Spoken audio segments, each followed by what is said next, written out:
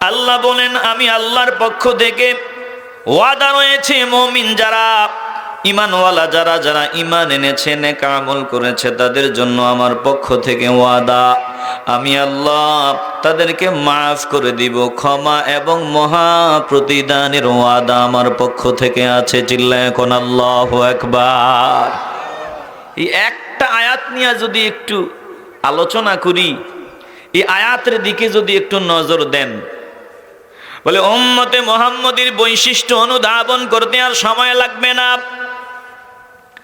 কোরআনে কারীম এমন কিতাব, আল্লাহর কালাম এমন কিতাব, শুধু এক একটা আয়াতের আমল যদি আমরা নিজেদের জীবনে বাস্তবায়ন করতে পারি, এক একটা আয়াত আমার দুনিয়া আখেরাত উজালা বানাবার জন্য যথেষ্ট। জোরে কোন ঠিক কিনা?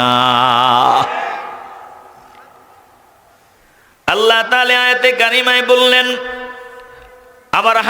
আমার হাবিবের প্রেমিক যারা হবে, আশিক যারা হবে, বলে আমার হাবিবের আশিক হওয়ার জন্য সাহাবায়ে কেরামদেরকে অবশ্যই মাপকাঠি মেনে নিতে হবে।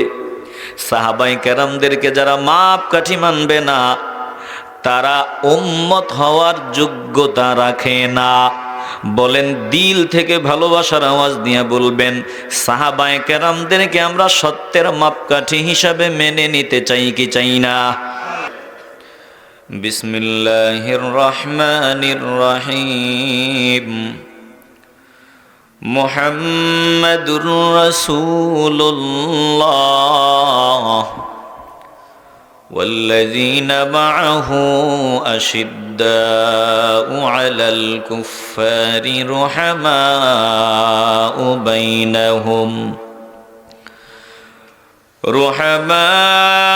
بينهم تراهم ركعا سجدا يبتغون فضلا من الله ورضوانا سيماهم في وجوههم من أثر السجود ذلك مثلهم في التوراة ومثلهم في الإنجيل كزرع أخرج شطأه فآزره فاستغلظ فاستوى على سوقه يعجب الزراع ليغيظ بهم الكفار وعد الله الذين آمنوا وعملوا الصالحات منهم مغفرة وأجرا عظيما। আল্লাহ তাআলা ডেকে বলেন মুহাম্মাদুর রাসূলুল্লাহ, বলে মুহাম্মদ সাল্লাল্লাহু আলাইহি ওয়াসাল্লাম আল্লাহর রাসূল, বলে মুহাম্মদ সাল্লাল্লাহু আলাইহি ওয়াসাল্লাম আমি মাওলার, আমি রবের রাসূল। আল্লাহ বলেন ওয়াল্লাযীনা মাআহু, তিনার সাথী যারা, তাদের পরিচয় আল্লাহ তাআলা এই আয়াতের মধ্যে দিয়ে দিলেন। বলে আল্লাহ রসুলের সাথী কারা, তিনার সঙ্গী কারা, সাহাবায়ে কেরামদের কথা আল্লাহ আয়াতে বললেন। ওয়াল্লাযীনা মাআহু, বলে যারা তিনার সাথী তাদের পরিচয় শুনিয়া লও। তিনার সাথে যাদের মহব্বতের সম্পর্ক, মজবুত সম্পর্ক, তাদের পরিচয় নিয়া নাও। বলে তারা হলো এমন আশিদ্দাউ আলাল কুফার, এরা কাফিরদের বিরুদ্ধে কঠোর। রুহামাউ বাইনাহুম, নিজেদের পরস্পরের মধ্যে দয়াশীল। তারাহুম রুকআন সুজদান ইয়াবতাগুনা ফাদলাম মিনাল্লাহি ওয়া রিদওয়ানা। আল্লাহর নবীকে আল্লাহ বলেন দোস্ত আপনি তাদেরকে দেখবেন রুকু সেজদাকারী হিসাবে, তারা আমি রবের দয়া অনুগ্রহ সন্তুষ্টি তালাশরত অবস্থায় দেখবেন। এদের দিকে নজর দিলে দেখবেন রুকু দেওয়া অবস্থায়, রুকু সাজদা করা অবস্থায় সদা সর্বদা যে কোনো কাজেই থাকবে আমি রবের সন্তুষ্টি অনুসন্ধান করা, এটাই তাদের মূল কাজ। আল্লাহ তাআলা বলেন, সীমাহুম ফি ওয়ুজুহিহিম মিন আসারিস সুজুদ, তাদের নিদর্শন হলো, তাদের চিহ্ন হলো, তাদের চেহারা থেকে লাইটিং হবে। বলে তাদের চেহারার মধ্যে সেজদার প্রভাব থাকবে। তারা যে আমি মাওলাকে সেজদা দিবে, আমাকে সেজদা দিবে, এদের চেহারার মধ্যে সেজদার একটা লাইটিং থাকবে, সেজদার একটা প্রভাব ফুটে উঠবে। জোরে কোন আল্লাহু আকবার। একটু সরল অনুবাদ বলি, তারপর বিস্তারিত একটু বয়ান যদি আল্লাহ করায়। বেজার হচ্ছেন না তো আপনারা? আল্লাহ তাআলা বলেন, তাওরাতে তাদের পরিচয় লিপিবদ্ধ ছিল, ইনজিলেও তাদের দৃষ্টান্ত হলো এরূপ। বলে উম্মতে মুহাম্মদীর দৃষ্টান্ত হলো এরূপ। বলে নবীর সাহাবা যারা ছিল, নবীর আশিক যারা ছিল, তাদের দৃষ্টান্ত হলো এরূপ। কাজারইন আখরাজা শাতাআহু, যেমন একটা শস্য ক্ষেত, একটা শস্য ক্ষেত্র। বলে শস্য ক্ষেত থেকে বীজ থেকে অঙ্কুর উৎপন্ন হলো, বীজ থেকে চারা বের হলো, চারা। আল্লাহ বলেন ফাআযারাহু ফাস্তাগলাযা, এই চারাটা শক্ত হলো, মোটা হলো। ফাস্তাওয়া আলা সুকি, এবারই শক্ত হয়ে ওঠা, মোটা হয়ে ওঠা গাছটার উপরে, ওই ভিত্তির উপরে গাছটা সোজা হয়ে দাঁড়িয়ে গেল। আল্লাহ বলেন ইউজিবুজ যুরআ লিয়াগীযা বিহিমুল কুফার, এই দৃশ্যটা দেখে যারা চাষি তারা মজা পায়, চাষিদের দল মজা পায়। লিয়াগীযা বিহিমুল কুফার, আর এর দ্বারা আমি আল্লাহ কুফার যারা আছে তাদের জ্বালা বাড়ায় দেই। আল্লাহ বলেন ওয়াদাল্লাহুল্লাযীনা আমানু ওয়া আমিলুস সালিহাতি মিনহুম মাগফিরাতাও ওয়া আজরান আযীমা। আল্লাহ বলেন আমি আল্লাহর পক্ষ থেকে ওয়াদা রয়েছে মুমিন যারা, ঈমানওয়ালা যারা, যারা ঈমান এনেছে, নেক আমল করেছে, তাদের জন্য আমার পক্ষ থেকে ওয়াদা, আমি আল্লাহ তাদেরকে মাফ করে দিব, ক্ষমা এবং মহা প্রতিদানের ওয়াদা আমার পক্ষ থেকে আছে। চিল্লায় এখন আল্লাহু আকবার। এই একটা আয়াত নিয়ে যদি একটু আলোচনা করি, এই আয়াতের দিকে যদি একটু নজর দেন, বলে উম্মতে মুহাম্মদীর বৈশিষ্ট্য অনুধাবন করতে আর সময় লাগবে না। কোরআনে কারীম এমন কিতাব, আল্লাহর কালাম এমন কিতাব, শুধু এক একটা আয়াতের আমল যদি আমরা নিজেদের জীবনে বাস্তবায়ন করতে পারি, এক একটা আয়াত আমার দুনিয়া আখেরাত উজালা বানাবার জন্য যথেষ্ট। জোরে কোন ঠিক কিনা? আল্লাহ তাআলা আয়াতে কারিমায় বললেন আমার হাবিবের প্রেমিক যারা হবে, আশিক যারা হবে, বলে আমার হাবিবের আশিক হওয়ার জন্য সাহাবায়ে কেরামদেরকে অবশ্যই মাপকাঠি মেনে নিতে হবে। সাহাবায়ে কেরামদেরকে যারা মাপকাঠি মানবে না, তারা উম্মত হওয়ার যোগ্যতা রাখে না। বলেন দিল থেকে ভালোবাসার আওয়াজ দিয়ে বলবেন, সাহাবায়ে কেরামদেরকে আমরা সত্যের মাপকাঠি হিসাবে মেনে নিতে চাই কি চাই না? আসতে হবে না, জবান খুলে বলতে হবে, সাহাবাদেরকে সত্যের মাপকাঠি মানতে চাই কি চাই না? কারণ সাহাবায়ে কেরামদেরকে মাপকাঠি মানলেই আহলে সুন্নাত ওয়াল জামায়াতের অন্তর্ভুক্ত হওয়া যায়। তিনাদেরকে সত্যের মাপকাঠি না মানলে আহলে সুন্নাত ওয়াল জামায়াতের অন্তর্ভুক্ত হওয়া যায় না। আল্লাহ বলেন আমার নবীর সাথী যারা, তাদের পরিচয় নিয়ে নাও। ওয়াল্লাযীনা মাআহু, তিনার সাথী যারা, তিনার সাথে যারা আছে, যার সাথে আমার নবীর মায়ার সম্পর্ক, মহব্বতের সম্পর্ক।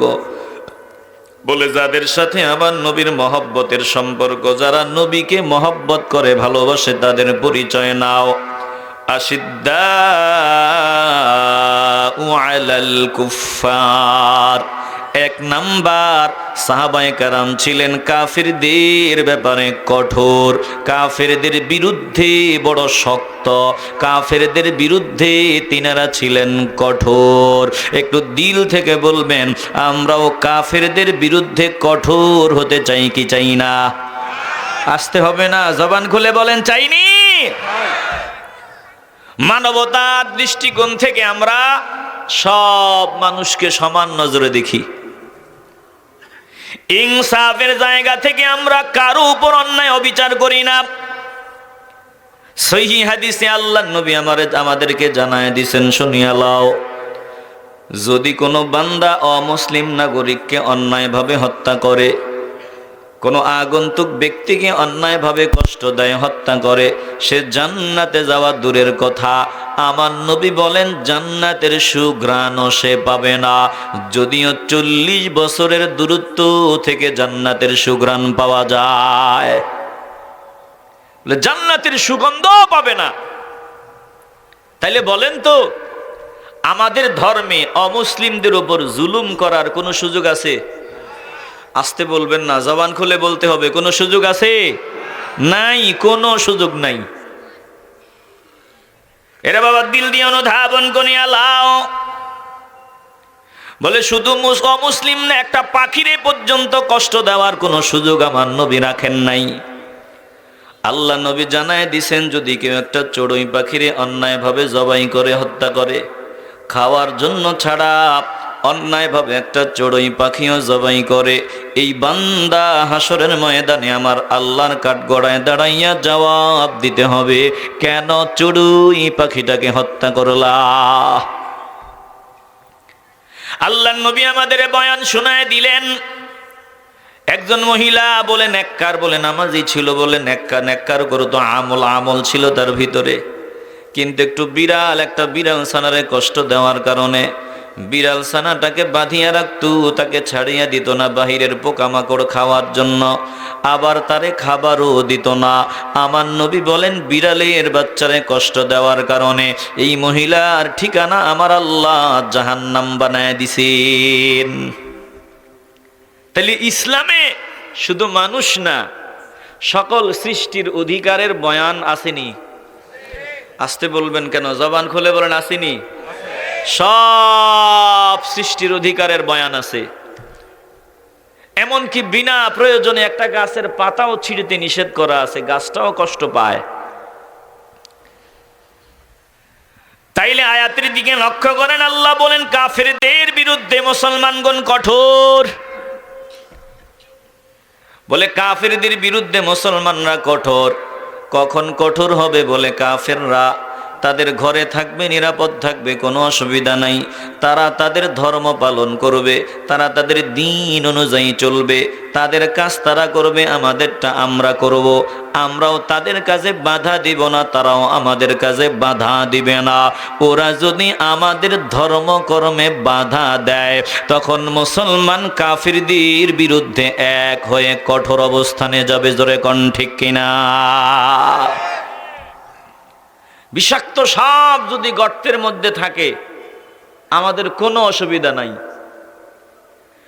বিষাক্ত সাপ যদি গর্ত থেকে বের হয়ে যায়, গর্ত থেকে বের হয়ে যদি আমার ঘরের ভিতরে আসিয়া আমার সামনে ফোঁস করে, বলে গর্ত থেকে বের হইয়া যদি আমার ঘরের ভিতরে চলে আসে, আমাকে কামড় দেবার চেষ্টা চালায়, তখন কিছুই করার নাই।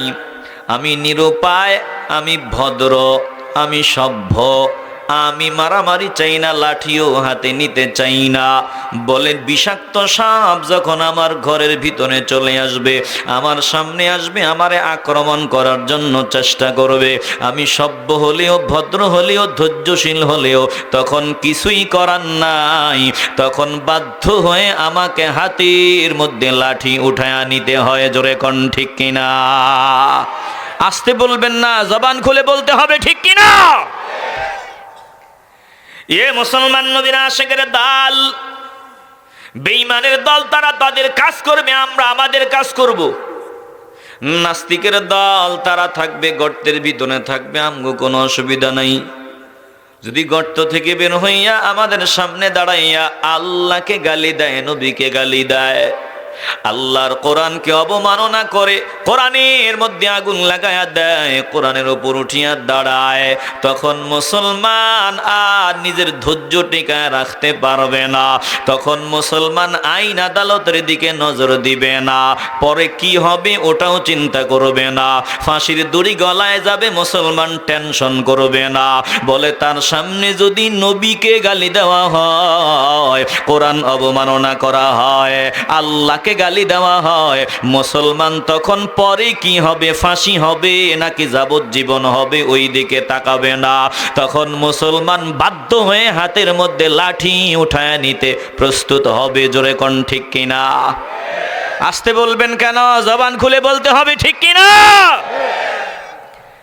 কারণ আমাকে গালি দাও, আমি ধৈর্যের পরিচয় দিব। আমার সামনে আমার মাকে গালি দাও, আমি ধৈর্যের পরিচয় মানিয়ে নিব।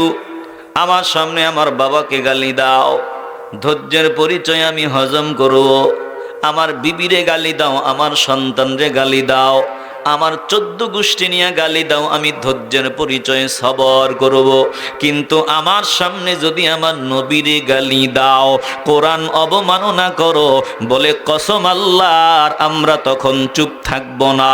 তখন আইন আদালত যা হবার হবে, ওই বিষাক্ত সাপের মাথা ফাটায়া দেওয়ার জন্য আমরা রেডি। জোরে কোন ঠিক কিনা?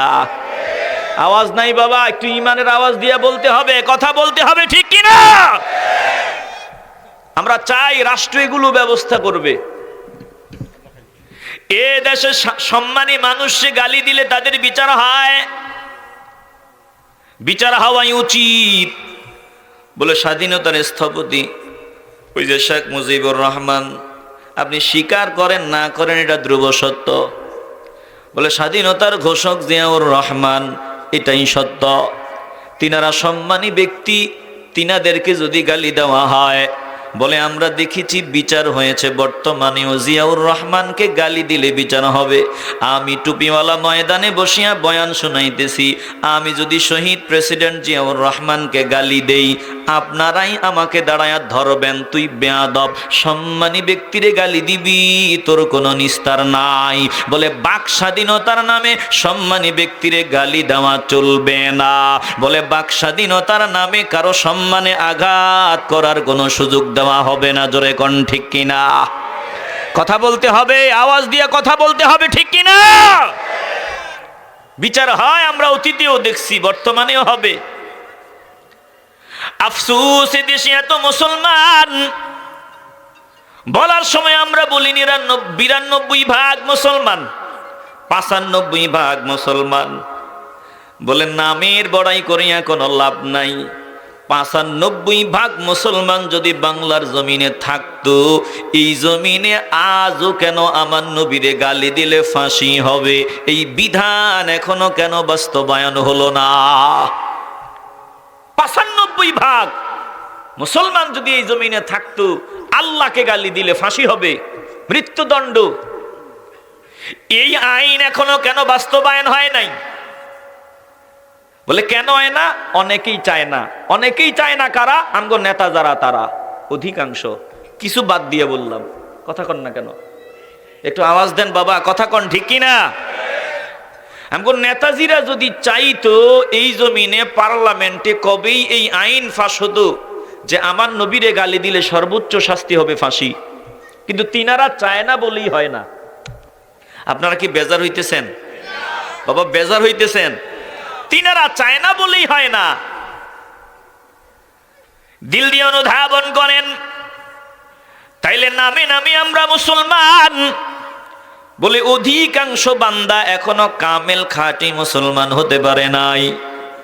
উম্মতে মুহাম্মদি যদি হতে চাও, বলে আমার মা বাবা দাদা দাদি নানা নানি আমার ধন সম্পদ, আমার জীবন, আমার দেশ, আমার দল, সব কিছুর চাইতে আমার নবীরে বেশি গুরুত্ব দেওয়া লাগবে, আমার নবীরে সব থেকে বেশি প্রাধান্য দেওয়া লাগবে। যতক্ষণ পর্যন্ত আল্লাহর নবীরে সব থেকে বেশি মহব্বত করনেওয়ালা হতে পারবা না, কসম আল্লাহর, উম্মতে মুহাম্মদী হওয়ার সুযোগ পাইবা না। জোরে কোন ঠিক কিনা? এত মুসলমান আমগো দেশে, এখনো কাদিয়ানীদের অমুসলিম ঘোষণা শুনতে পারি নাই। এত মুসলমান আমাদের দেশে, এখনো নবীরে গালি দিলে ফাঁসি হবে, এই নতুন দেশে ওই ঘোষণা আমরা পাই নাই। তাহলে কি বুঝলেন? একদল তো আমার শাহজালাল ইয়ামানি রহমতুল্লাহি আলাইহিকে গালি দেয়, উড়িয়া আসিয়া জুড়িয়া বসিয়া আমাদের সামনে কায় বাইতুল্লাহর পরিবেশ নষ্ট করেছিল ৩৬০ মূর্তি, আর বাংলার পরিবেশ নাকি নষ্ট করেছে ৩৬০ ওলি। এত আসতে বলবেন না, নাউজুবিল্লাহ বলেন তো। এমন কথা যারা বলে তারা আমাদের আপন নাকি দুশ্মন? এরা ইয়াজিদের দালাল। এরা হলো তারা যারা বলে শাহজালাল ইয়ামানি রহমতুল্লাহি আলাইহির মাজার লাঠি দিয়া ভাঙ্গা ওড়ায় দাও। এত আসতে বলবেন না, নাউজুবিল্লাহ। এদের পরিচয় নাও। এরা হলো তারা যারা বলে হাসরের ময়দানে আমার নবী মিজানের পাল্লার দিকে ফেল ফেল করিয়া তাকায়া থাকবেন, নবীর নেকের পাল্লাটা ভারী হয় নাকি হালকা হয়। বলে বোকা বেয়াদব, বুঝো না কথা ঠিক আছে, আমার নবী মিজানে নেকের পাল্লায় ফেল ফেল করে তাকায়া থাকবে, তবে নিজের জন্য না রে বোকা, আমার নবী মিজানে নেকের পাল্লার দিকে তাকায়া থাকবে আমাদের জন্য। জোরে কোন ঠিক কিনা? বুঝে না? ইয়াজিদের দালাল খ্রিস্টানরা কোটি কোটি হাজার কোটি টাকা খরচ করে আলেম বানায়, মুফতি বানায়, মুহাদ্দিস বানায়, মুফাসসির বানায়, এদেরকে মাঠে ময়দানে ছেড়ে দেয়। আর এরা চেহারাও সুন্দর, বাচন ভঙ্গিও চমৎকার, সরল মনা মুসলমানদের ধরে ধরে বেঈমান বানায় দেয়। এরকম এক দল সারা দুনিয়ায় কাজ করতেছে। এজন্য বলেন আমরা সজাগ থাকার দরকার আসেনি? আপনারা বিরক্ত হইতেছেন মনে হয়, আওয়াজ দিবেন। আমরা সজাগ থাকার দরকার আসেনি? কিছুদিন আগে এয়ারপোর্টের ইয়াতে একজন ধরা পড়ছে, টুপিওয়ালা, দাড়িওয়ালা, লম্বা জামাওয়ালা। এবার ভিতরে নিয়ে জামা খুললা দেখে এই পিঠে, স্কন্ধে, এখানে কাঁধে, পিঠে খ্রিস্টানদের সিম্বল, খ্রিস্টানদের সিল ছপ্পর মারা। এত আসতে বলবেন নাউজুবিল্লাহ।